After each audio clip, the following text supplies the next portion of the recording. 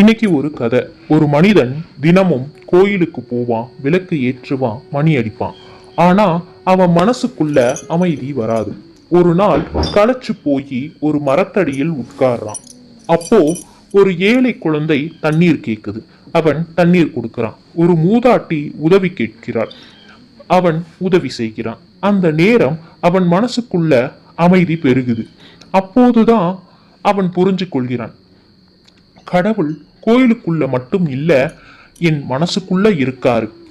அன்பா நடந்த போதான் அவன் உணரப்படுகிறான்.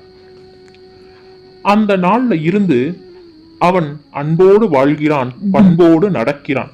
அவன் வாழ்க்கை சாதாரணம்தான், ஆனால் நிம்மதியானது. மலர்மிசை ஏகினான் மானடி சேர்ந்தார், நிலமிசை நீடு வாழ்வார். அன்பர்களின் உளமாகிய மலரில் வீற்றிருக்கும் கடவுளின் பெருமை பொருந்தி திருவடிகளை நினைப்பவர் உலகில் நீண்ட நாள் வாழ்வார். மீண்டும் நாளை பார்ப்போம்.